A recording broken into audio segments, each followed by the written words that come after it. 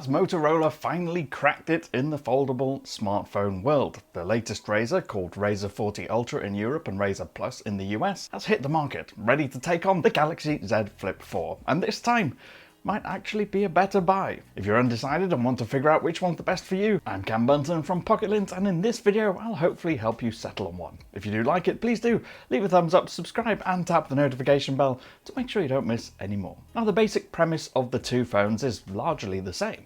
You have a long smartphone display made from flexible materials that you can fold in half and stick in your pocket or purse. But that's just about the only way these two phones are the same. Okay, maybe that's a bit of an exaggeration, but still, there are plenty of ways in which the Razr is different to the Samsung. The most basic way is the size and the shape. Motorola's phone is ever so slightly wider and longer than the Samsung phone. Not really enough to notice when it's in your hand or in your pocket though. In a very non-Razr-like way, the metal edges are rounded on all sides, where Samsung's edges are flatter. One key difference in design is how the two open and shut. Motorola has developed a hinge system and display that folds shut with virtually no gap at all at any point.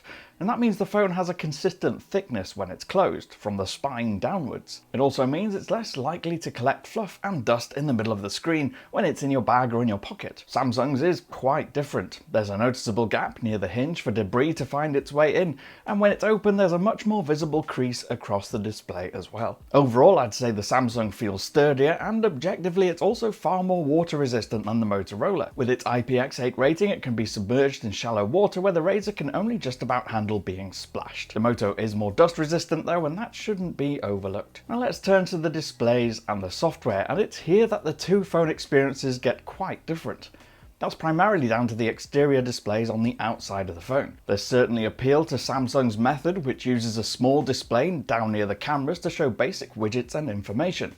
It's a secondary screen designed for just highlighting information that you might want to check quickly, rather than being used for much more interactivity. That is, of course, except when you use it as a camera monitor for taking selfies with those main cameras. The Razr 40 Ultra's outer screen is a very different proposition. It's massive, taking up loads of space on the front of the phone and stretching down past the cameras. I won't lie, I didn't think I'd end up using it all that much, but it's been a really convenient way to quickly reply to messages on the go, and the keyboard on the screen isn't so small that it's hard to type on. It's actually decent. Of course, when you do use it to view widgets like weather, calendar events, voice recorder, and especially the camera, that huge amount of screen real estate makes those experiences much better. Even when you're taking photos of others, they can pose and get themselves in frame using that larger display. It's super useful. Internally again, the Motorola I think has the advantage again for a few reasons. First, the display is larger, so it doesn't feel quite as narrow and cramped. And second, the crease, as we mentioned, is far less distracting and in some conditions seems virtually invisible. It's also slightly brighter, and we found that outdoors in bright summer sunlight it was the Motorola that did the better job of cutting through the reflection and the glare from the sun. From a pure technical standpoint, it's also got a more advanced LTPO panel for automatically adjusting the refresh rate between 1Hz and 165Hz when needed. Samsung's reaches 120Hz. In truth, that's not something you'll notice all that much, except when it comes to battery life, which we'll get to later, because it seems Motorola's phone is far more efficient here. Otherwise, colours, contrast and general display performance seem similar on both. We wouldn't pick one over the other in this area because they're quite similar. Both are vibrant, bright AMOLED-based panels with lots of lively colour, contrast and deep black levels. Now, software is worth a mention too, because again it makes quite a difference. Samsung's One UI is much heavier and more feature-rich than Motorola's. It introduces a lot of duplicate apps and others designed by Samsung. Some are useful and others not so much. But then Samsung does have a more useful flex mode that works for more than just cameras. Motorola's is pretty limited here. On the whole though, I am much more of a fan of the lighter pixel light bloat-free software on the Motorola. It makes the phone seem lighter, more fluid and less complicated. Samsung does have a great recent track record of delivering software updates and security patches though, so that is worth considering. Now let's move along to hardware performance and battery life, and there is one surprising thing here that I want to talk about first. Motorola's battery life is generally surprisingly good. It's only 100 mAh more than Samsung's in terms of capacity, but it seems to last a lot longer. Using the outer screen to do basic tasks like replying to messages or quickly reading email, like quick tasks, meant that perhaps I didn't use the internal screen quite as frequently. But even discounting that, I found that gaming, for instance, on the main screen would drain the battery faster on the Samsung than it would on the Motorola, to the point where the Razr, for my own moderate usage, which usually consists of an hour of casual gaming, some social media browsing, reading sports, listening to music and watching some videos, totaling around 2 or 3 hours a day, it finished most days with over 40% left over. I was pretty amazed. Samsung's, by comparison with similar usage, was usually below 30%. So if you're a heavy user, it's the Moto that I would advise going for, especially if battery life is the most important thing to you. As for everyday performance and speed, there's really not much in it at all. They're both powered by the same Snapdragon 8 Plus Gen 1 processor, and there's nothing that we noticed with our naked eye to suggest one was massively better than the other. Both are fast, fluid, and for the most part stutter-free. I would say the Motorola gets slightly warmer than the Samsung to the touch, but there wasn't much in it. Now, moving on to cameras, and despite the two phones having a similar arrangement, there's one clear winner to me here, and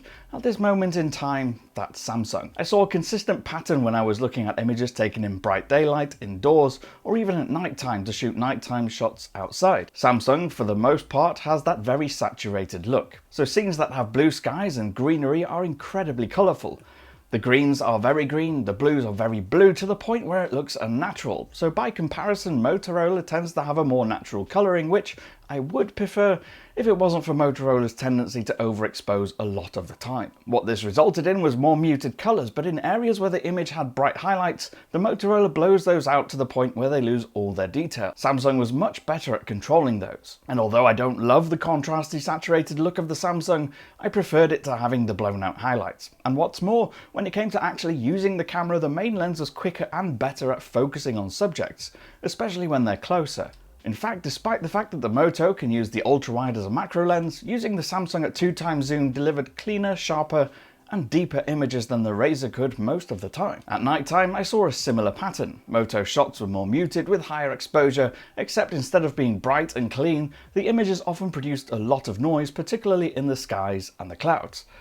Samsung's again were more contrasty and saturated, but they were also cleaner and lacking noise. So in the end, while it's true that there are plenty of differences between the Razr and the Z Flip 4, I think there are probably two key areas where you'd make the decision to pick one over the other. In Samsung's favour, it's camera performance and image processing. It seems better in pretty much every setting. It focuses quickly, reliably, producing clean images. It also has more durability, and Samsung's reliability in terms of regular, prompt, security patches and software updates. In Moto's favour is the big display on the outside of the phone. That adds a new level of convenience.